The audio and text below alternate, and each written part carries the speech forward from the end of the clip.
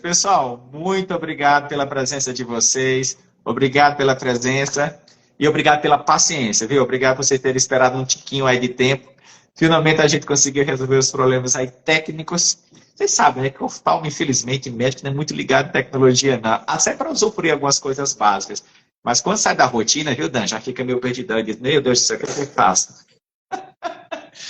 Dan, muito obrigado por sua presença também. Grato por você ter reservado esse tempo. Obrigado, Fred e os seus filhos, por ter deixado você ficar um tempinho conosco para contribuir com o teu conhecimento vasto e tua experiência em oftalmologia. Pessoal, quem tá aí, ó, não fica parado, não. Tá vendo esse aviãozinho? Manda para 2 ou 3 pessoas no máximo, tá bom? Porque eu não tenho dúvida, Dani, que a gente vai tratar de um assunto que é extremamente importante. E a gente deve ter alguma pessoa próxima da gente, um parente, um vizinho, um amigo, um colega de trabalho, que deve ter catarata. E às vezes não tem noção do que é catarata, nem sabe como tratar exatamente catarata. Então, você, querida audiência, não fica aí não, tá? Convida alguém para estar aqui comigo, doutora Daniele, para a gente bater um papo super legal. Pessoal, deixa eu apresentar para vocês a doutora Daniele Meira Vilano Marques. Dan, estava me lembrando quando a gente teve o primeiro contato na Unifesp, o ruim dessa história é porque a gente denuncia a nossa idade, sabia? Eu acho que foi em 2007. Você lembra disso ou não? Lá no CAT. Meu Deus do céu, como o tempo passa rápido. Muito rápido. Pessoal, a doutora Daniele Marques, ela fez graduação na Universidade Federal de São Paulo. Aí ela foi lá para a Universidade do ABC, fez a residência dela. Depois ela foi para os Estados Unidos, não é isso, Davi? Ficou um tempo lá com o doutor Robert Washer, eu acho que um dos grandes nomes que estuda catarata já há algumas décadas no mundo. E o Dr. Robert Washer é assim, é uma figura emblemática, mas é uma pessoa de fácil acesso, super gente boa, bastante receptiva aos brasileiros. Mas sabe por quê? Porque brasileiros como o Fred e a doutora Daniele vão lá e fazem um excelente trabalho, deixam uma marca registrada e assim, Dan, literalmente abre caminho para aqueles próximos brasileiros que têm interesse em usufruir dessa experiência. Aí a Dan voltou de Ohio junto com o Fred, aí foi fazer um MBA lá na Unifesp, depois foi fazer o doutorado em ciências. E hoje a doutora Daniele, juntamente com o Fred, tem um negócio deles em oftalmologia, mas muito baseado em ciência, em evidência científica. E assim, ela sempre consegue encontrar um tempinho para compartilhar a experiência dela com os residentes e com os fellows lá do departamento de oftalmologia do setor de catarata. Dan, obrigado, viu? Obrigado por ter reaceitado o convite. Muito bom estar com você. E assim, Dan, não precisa ficar preocupada. É bem tranquilo. É um bate-papo. E é especial porque é mulher. Eu digo, nossa, por quê? Eu já convidei tanto homem esse ano. Eu digo, não, mas eu preciso convidar alguém do sexo feminino para a gente conversar um pouquinho sobre catarata. Então, inicialmente, vamos falar do basicão, um bate-papo. A maior parte da nossa audiência é formada por não médicos e as pessoas às vezes têm dúvidas corriqueiras do dia a dia sobre o que é catarata. Antes de falar de catarata, Dan, eu queria que você dissesse para a gente o normal, porque para a gente entender um pouquinho o que é doença, vamos pensar um pouquinho o que é normal. Então eu queria que você falasse sobre isso aqui, ó, Dan, um pouquinho rapidinho assim, anatomia do olho, rapidinho, mas sobre... Ah, que legal! Eu até... Então eu nem preciso mostrar o olhinho. Não. Fala um pouquinho da anatomia e fisiologia do olho rapidinho, mas com ênfase no cristalino, por favor, Dan. Obrigado, viu? Boa noite, Charles, um prazer. Boa Muito noite. obrigada. Fiquei muito feliz de conversar aqui com vocês. Joia, então, legal. Eu também trouxe o meu olhinho para a gente explicar melhor aonde é a catarata, né? Então, é muito comum as pessoas falarem, a catarata é aquela pelezinha que cresce e a gente vai raspar. Não. Então, catarata é uma opacificação numa estrutura que fica dentro do olho. Então, aqui é a parte da frente do olho. Isso. E aqui é a parte do fundo do olho. A catarata, ela fica atrás da íris, da pupila. Então, é essa estrutura que fica aqui atrás. A gente precisa dilatar a pupila para poder enxergar melhor o cristalino. Então, quando é novo, o nosso cristalino, ele é transparente, tá? Olha. Tudo, ele é transparente e filtra a luz até chegar aqui atrás na retina. Perfeito. Conforme a gente vai envelhecendo, e isso é muito pessoal e tem influência também das medicações e doenças sistêmicas que as pessoas podem ter, o cristalino ele vai ficando mais opaco. Vou soltar para mostrar para vocês a diferença de um cristalino transparente e um cristalino opaco. Esta velocidade que ocorre essa opacificação é muito individual. E a gente não quer que o cristalino fique branco, tá? Isso de amadurecer a catarata, ou seja, deixar ela branca para operar, a gente não tem mais esse conceito, tá? Então, o cristalino é estrutura dentro do olho. Aqui. Dan, perfeito. Vocês entenderam, pessoal, que existe uma... Porque você já tocou no assunto que eu ia falar, Dan, mas que bom que você antecipou, porque a turma confunde muito a tal da pelinha, que é o pterígio, viu, pessoal, com a catarata, que é essa opacidade da lente natural dentro do olhinho. Você já adiantou o assunto. Isso é bom porque tira a dúvida, porque você, como especialista em catarata, junto com o Fred, deve receber com frequência o paciente dizendo o seguinte: ah, doutor, estou com a pelinha no olho, estou com catarata, quero operar. Não, são coisas diferentes. Muito bom. Então, Dan, ficou muito claro que dentro do olho nós temos uma lente natural chamada cristalina e que perde a sua transparência e fica opaco. É a catarata. E a pelinha, que se chama pterígio, é diferente da catarata. Dan, vamos falar de causas, porque se eu não estiver errado, me corrija, tá bom? Provavelmente a cirurgia de catarata é a cirurgia mais realizada no mundo inteiro, tá? A principal causa de catarata ainda é o envelhecimento natural. Com o passar do tempo, Dan, as ruguinhas vão aparecendo, o cabelinho vai ficando branco, o cristalino vai perdendo transparência, vai ficando opaco. Mas além desse envelhecimento natural, existem outras causas de catarata, sei lá, medicação, exposição a algum tipo de condição específica. Fala um pouquinho para a gente quais são as principais causas de catarata, por gentileza. Sim, é isso mesmo, Charles. Então, a principal causa da catarata é a senil, então é o envelhecimento, e a gente não espera que essa catarata venha só no idoso. Então, a partir de 55 anos, ou até antes, em muitos casos, a gente pode observar essa opacificação do cristalino. Então, não é só o idoso muito velhinho que a gente vai ter a catarata. Porém, tem sim outras causas. Dentre elas, o trauma. Então, trauma ocular pode acelerar a opacificação do cristalino. Assim como infecciosas. Então, algumas doenças infecciosas que levam inflamação dentro do olho, que a gente chama de uveitis, podem levar ao aparecimento mais precoce da catarata. Assim como as medicações.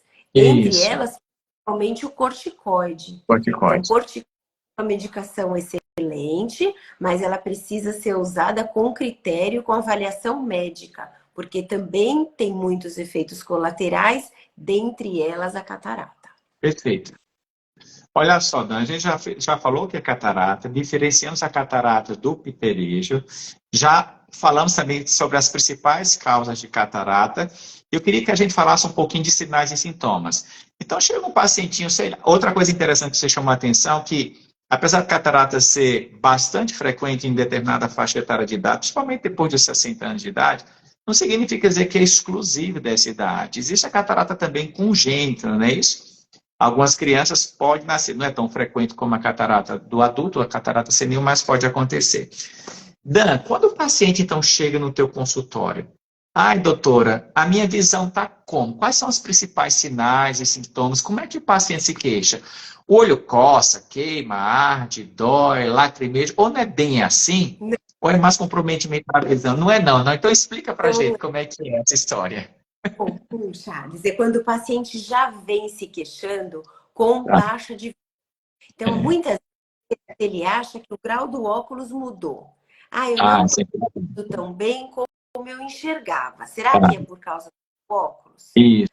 Ou, muito comum também, perda de contraste. Isso. As cores são mais opacas, eu não via tão claro o contraste das cores como eu via antes.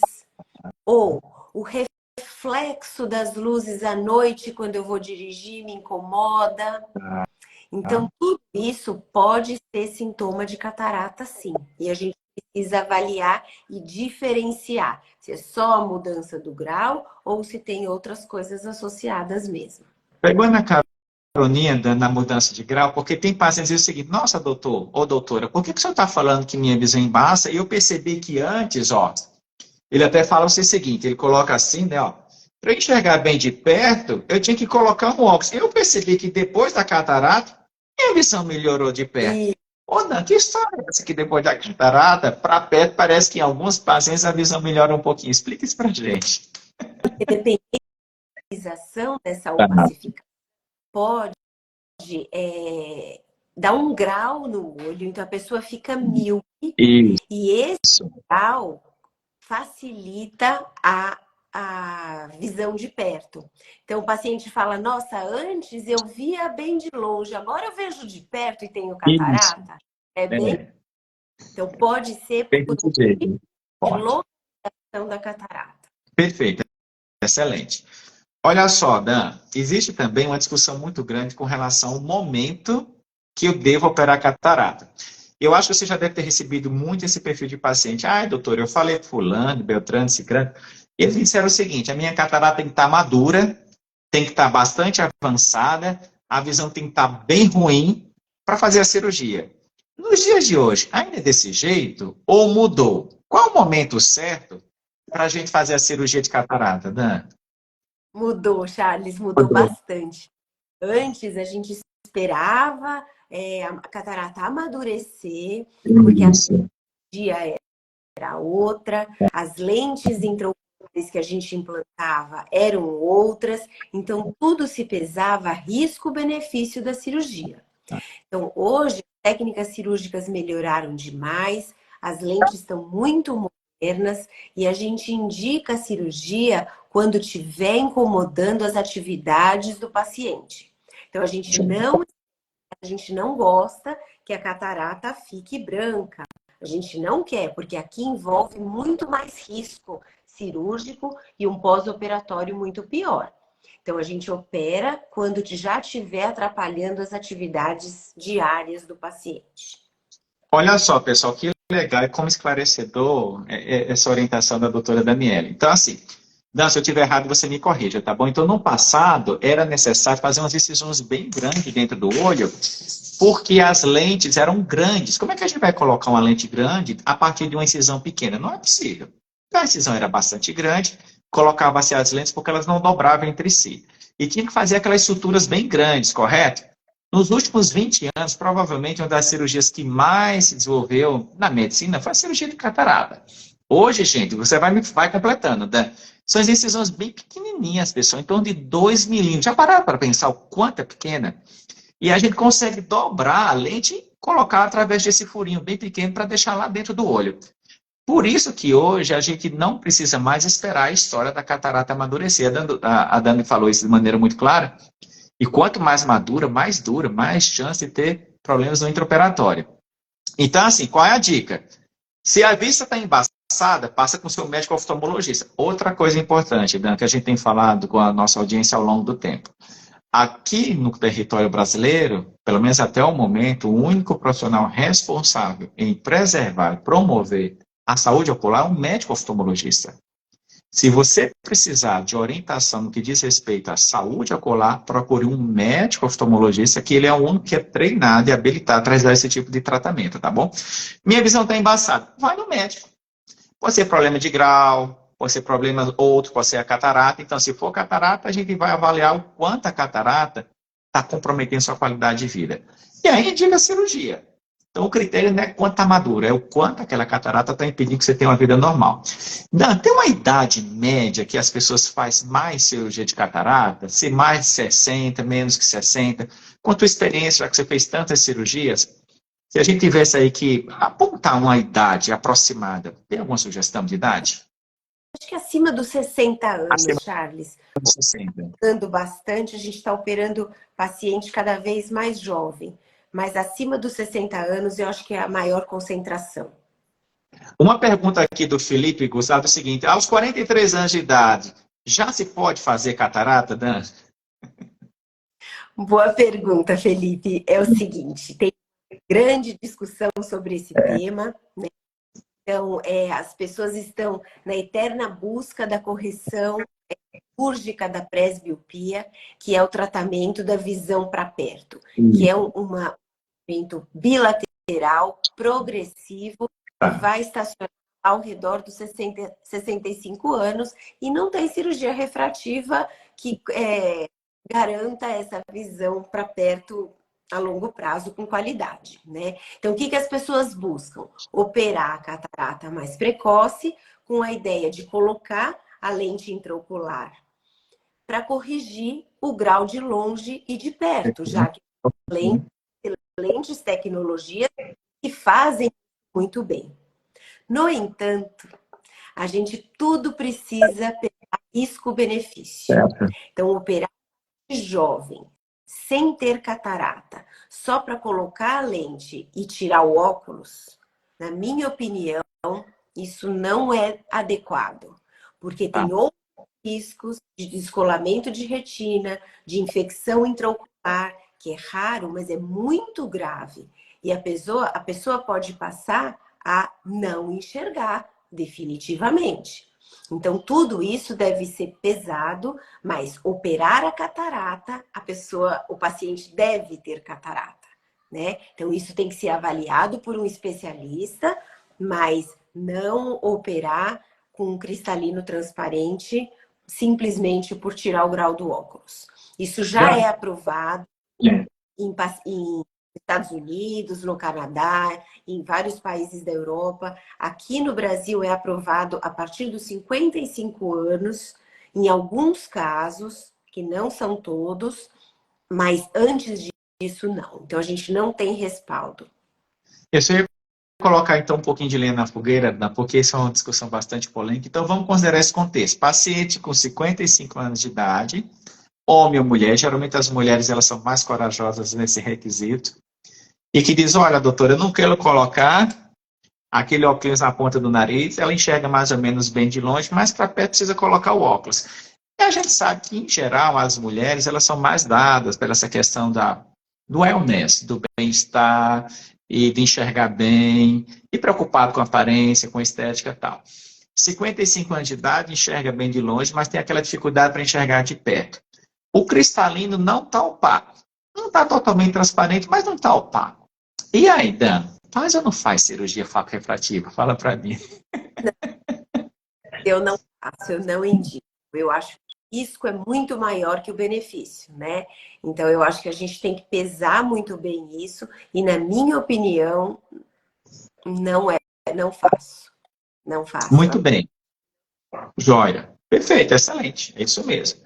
Dan, pergunta da audiência. Doutor, eu passei em consulta com o médico, ele não é especialista em catarata, mas ele disse que eu estava com um pouquinho de catarata, que se eu pingasse um colírio X, o colírio iria me ajudar a curar a catarata, a diminuir a velocidade de progressão.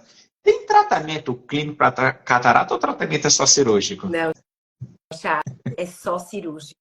Né? Nenhum colírio ajuda a regredir a catarata ou a diminuição da pressão da catarata. Não, o tratamento da catarata é só cirúrgico. Só cirúrgico. Vocês entenderam, pessoal? Não tem nenhum tratamento clínico, tá bom? Doutora Daniele, mas teve um paciente que passou em consulta e ele ouviu falar de um parente, um amigo do vizinho, se ele comer cenoura, se pegar... Não sei se isso já aconteceu contigo, Dan. Tá sendo assim, bem bate-papo, porque às vezes a população, a audiência, tem perguntas assim, bem interessantes, porque eles têm muitas dúvidas por influência de cultura. Então, olha, se você comer uma alimentação rica em fibras, ou se tiver muito caroteno, ou se tiver cenoura, ou se você pingar colírio X, vai diminuir sei lá, o aparecimento da catarata. Eu estou falando nisso, Dan, para a gente pensar um pouquinho mais do ponto de vista epidemiológico da questão prevenção.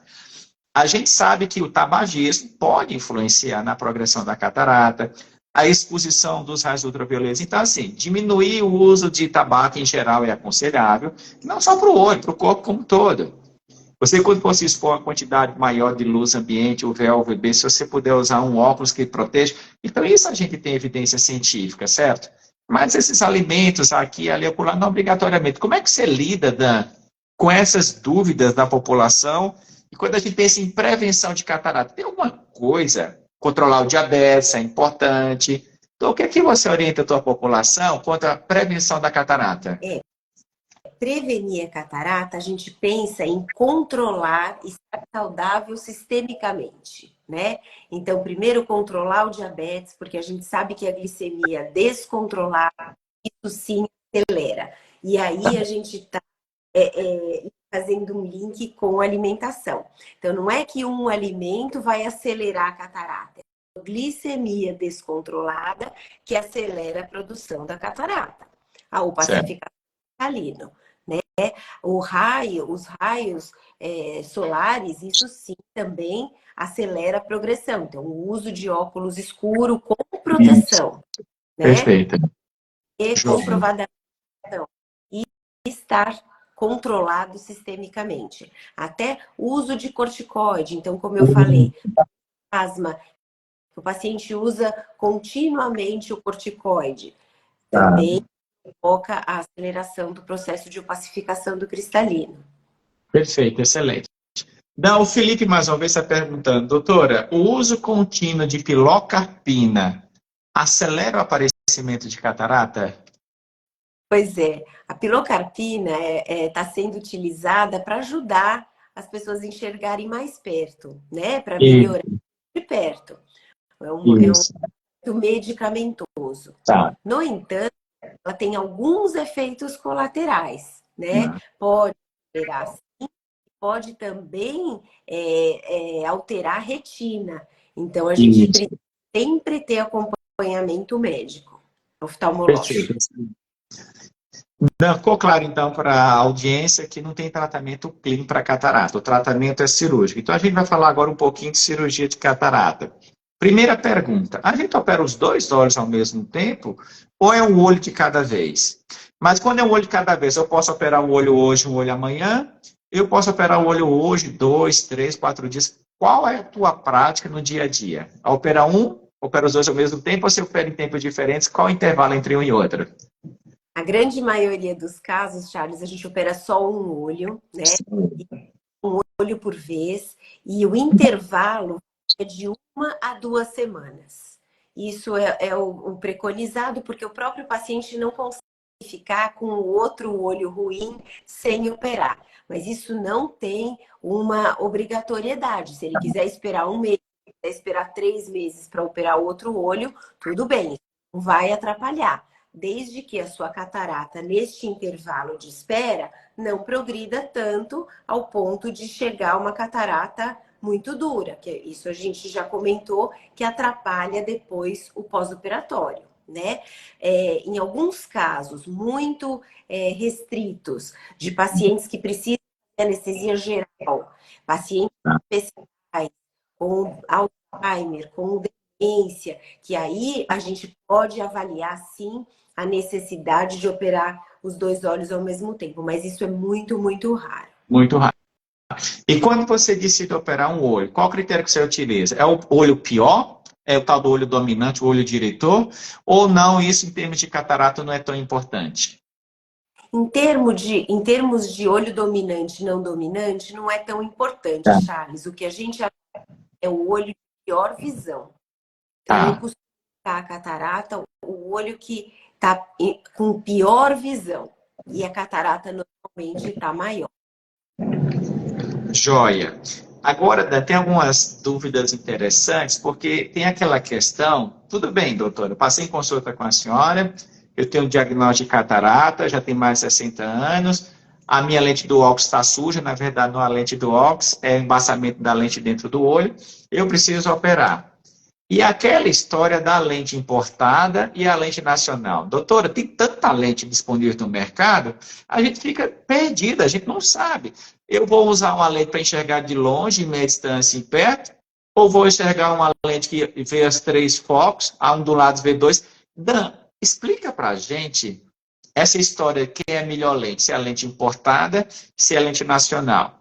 E se o paciente ele usa uma lente para enxergar de longe, média distância e perto, ou só de longe, média distância, ou só de longe e perto. E eu sei que tem uma coisa que o Fred gosta, que eu também amo, que é a monovisão. Como é que você lida? Eu sei que é um pupurri, mas esclarece para a gente como é que você lida com essa situação. Sim. Isso é muito comum, Charles, porque hoje a gente tem realmente uma variedade de lentes muito grande. Tá. E a gente vem pedindo ou perguntando até um tipo de lente que algum conhecido colocou, que deu certo, ou o cônjuge colocou, o vizinho colocou. E Isso. não é assim que a gente indica a lente. Certo. Então, pode até falar para a gente, ele deve falar para a gente quais são as suas necessidades. Então, e ele precisa enxergar com prioridade. Se é para dirigir à noite, se é um paciente que faz trabalho manual. E isso a gente vai avaliar de acordo com os exames oftalmológicos e as necessidades do paciente, qual é a melhor lente. Então, Tá. normalmente fala, o senhor tem essa ou essa opção, mas a gente Ok. precisa escolher junto com o paciente a melhor do seu caso. Não é mostrar e o paciente escolhe o que ele acha, porque todas essas lentes, Charles, elas têm vantagens e desvantagens. Nada é perfeito. Então, a gente precisa escolher o que melhor se adequa às expectativas do paciente e às possibilidades de acordo com o olho do paciente. Então, não é tudo, às vezes, que o que ele quer que é possível ser usado. Então, tudo isso tem que ser muito bem estudado e avaliado. Pessoal, vocês entenderam? Cada caso é um caso e você, como indivíduo, você é único. E às vezes, a melhor lente para você é a lente nacional. E às vezes, a melhor lente para você é a lente importada. Quem é que vai tomar essa decisão? Você, com o seu médico, baseado nos exames. Então, por isso que é fundamental, é importante que o médico tenha uma noção tua altura, teu peso, tua ocupação, o que você faz durante o dia, teu trabalho, quais são as suas preferências de esportes e tal. E são essas informações que são únicas e exclusivas que vai ajudar a tomar a decisão de qual lente vai ser implantada. É por aí, não é isso, Dan, o raciocínio? E de acordo também com o exame oftalmológico, um paciente diabético, cometimento na retina, por exemplo, a gente já exclui uma imensa variedade de lentes que não podem usar porque o resultado não vai ficar bom. Então, realmente, cada caso é um caso, não adianta pedir para a gente, eu quero essa. Muitas vezes isso não é possível. Tem que se avaliar realmente individualmente. Perfeito. E às vezes, Dan, o paciente até tem poder econômico. Ah, doutora, o problema meu não é financeiro. Eu tenho recurso suficiente para investir na melhor lente. Mas o recurso financeiro, apesar de ser importante, ele não é o fator definidor para que você use tal lente ou não. Ah, eu vou usar a lente mais cara. Não obrigatoriamente. Quem vai decidir isso é você, junto com o seu médico, junto com o exame oftalmológico e junto com os exames complementares. É isso, não é isso, Dan? Para ficar clara essa Com questão. certeza. Olha só, o Felipe, joia, o Felipe fez uma pergunta aqui. Última pergunta do Felipe, Dan. Doutora, desculpa tantas perguntas. Qual seria o problema que a pilocarpina pode causar na retina? No meu caso, eu não uso para evitar os óculos. É uma dúvida do Felipe, o Dan.